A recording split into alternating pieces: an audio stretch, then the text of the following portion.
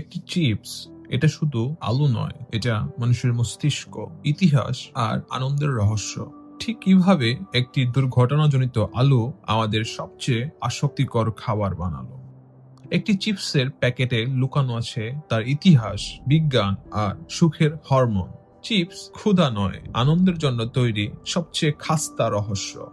আসসালামু আলাইকুম, আমি সাকিব। আপনারা দেখছেন গবেষণাগার। আজ আমরা শুনবো চিপসের ইতিহাস আর একটা চিপস কিভাবে মানুষের সবচেয়ে মুখরোচক খাবার হয়ে দাঁড়ালো। চলুন শুরু করা যাক। চিপস কেন এত মুখরোচক হয় জানেন? এই প্রশ্নটা আসলে শুধু একটা খাবারের প্রশ্ন নয়, এটা মানুষের রুচি, মস্তিষ্ক, ইতিহাস আর দুর্ঘটনাজনিত আবিষ্কারের এক অদ্ভুত মিলনের গল্প।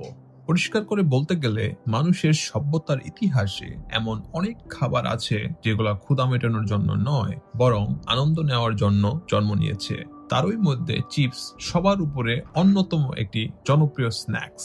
এই স্ন্যাক্স কিভাবে তৈরি হলো চলুন জেনে নেওয়া যাক। চিপস তৈরির শুরুটা ছিল একেবারেই অনিচ্ছাকৃত, কিন্তু শেষ পর্যন্ত তা হয়ে উঠেছে বিশ্বের সবচেয়ে জনপ্রিয় স্ন্যাক্সগুলোর একটি।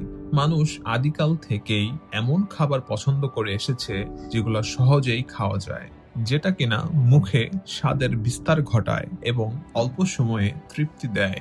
আগুন আবিষ্কারের গল্প তো আমরা সবাই জানি। প্রাচীন ইতিহাসে আমাদের পূর্বপুরুষদের জানাই ছিল না একটি আগুন কিনা প্রত্যেকটা খাবারকে মুখরোচক করে তোলে। আগুন আবিষ্কারের পর থেকে ভাজা খাবারের প্রতি মানুষের আলাদা আকর্ষণ তৈরি হয়। আর যদি সেটা তেলে ভাজা হয় তাহলে তো কথাই নেই।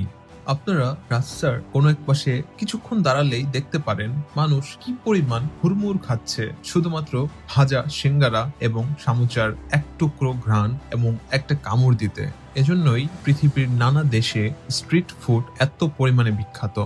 যদিও এটির কোনোটিই আমাদের শরীরের জন্য ভালো নয়, তারপরেও আমরা খাই শুধুমাত্র আমাদের খাবারের টেস্টের জন্য। তেলে ভাজলে খাবারের গন্ধ, রং ও স্বাদ এক কথায় পুরোপুরি বদলে যায়, যা মানুষের মস্তিষ্কে এক ধরনের আনন্দের সংকেত পাঠায়। এদিকে আলু যখন ইউরোপে জনপ্রিয় হতে শুরু করে তখন কেউ ভাবতেও পারেনি এই সাধারণ শস্য একদিন এমন এক খাবারের জন্ম দেবে, যেটা কিনা মানুষ বিরতিহীনভাবে না থেমে খেয়ে যাবে। চিপসের ইতিহাসের শুরু 19 শতকের মাঝামাঝি। 1853 সালে আমেরিকার নিউ ইয়র্ক অঙ্গরাজ্যের সারাটোগা স্প্রিং নামের এক পর্যটন শহরে। সেই সময় সারাটোগা ছিল ধনী ও অভিজাত মানুষের অবকাশ যাপনের জায়গা, যেখানে বিখ্যাত রেস্টুরেন্টে কাজ করতেন জর্জ ক্র্যাম নামের এক শেফ। তিনি ছিলেন দক্ষ, আত্মসম্মানবোধ প্রবল এবং নিজের রান্না নিয়ে বেশ গর্বিত।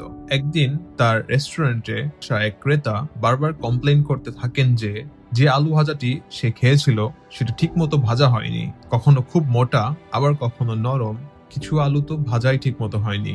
বারংবার একই অভিযোগ শুনে ক্রাম বিরক্ত হয়ে যান।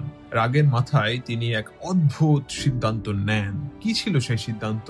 তিনি আলুগুলোকে এমন পাতলা করে কেটে ফেলেন, এতটাই পাতলা যে ছুরি চালাতে গিয়ে প্রায় স্বচ্ছ কাচের মতো ভেঙে যাচ্ছে।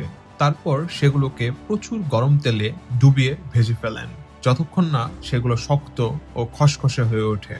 শেষে উপরে দেন অতিরিক্ত লবণ আর পছন্দের মশলা। তার ধারণা ছিল এমন খাবার দেখে বা খেয়ে ক্রেতা তার অভিযোগ তো দূরের কথা, রাগে ফেটে পড়বে। কিন্তু আশ্চর্যজনকভাবে ঘটনা ঘটল ঠিক তার উল্টো। ক্রেতা সেই পাতলা কড়কড়ে লবণযুক্ত আলু খেয়ে দারুণ খুশি হলো। শুধু খুশিই নয়, আবারও সেটি চাইলো। ঠিক সেদিনই 1853 সালে অনিচ্ছাকৃতভাবে জন্ম নিল আলুর চিপস। শুরুর দিকে এই খাবারকে সেই শহরের একটি খাবার হিসেবে নাম দেওয়া হয়েছিল সারাটোগা চিপস। এটি ছিল এক ধরনের বিলাসী খাবার যা শুধু অত্যন্ত ভালো রেস্টুরেন্টেই পাওয়া যেত। তখনও এটি সাধারণ মানুষের ঘরের খাবার হয়ে ওঠেনি, কারণ চিপস খুব ভঙ্গুর ছিল, সহজেই ভেঙে যেত আর সংরক্ষণ করাও ছিল বেশ কঠিন।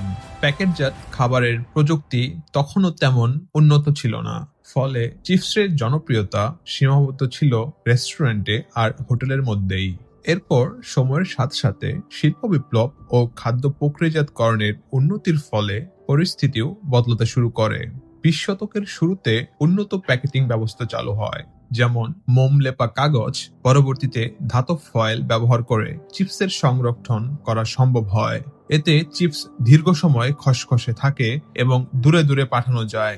ঠিক এই সময় থেকেই চিপস ধীরে ধীরে রেস্টুরেন্টের সীমা ছাড়িয়ে দোকানের তাক পর্যন্ত পৌঁছে যায়। চিপসের জনপ্রিয়তা বাড়ার আরেকটি বড় কারণ ছিল মানুষের স্বাদের প্রতি বৈজ্ঞানিক গবেষণা। আমাদের খাদ্য বিজ্ঞানীরা বুঝতে পারেন মানুষের জিভ এবং মস্তিষ্ক নির্দিষ্ট কিছু স্বাদের সংমিশ্রণে বিশেষভাবে সাড়া দেয়। একদিকে যেমন লবণ খাবারকে সক্রিয় করে, অন্যদিকে তেল খাবারকে মোলায়েম করে তোলে, আর ভাজার ফলে তৈরি হয় খসখসে টেক্সচার।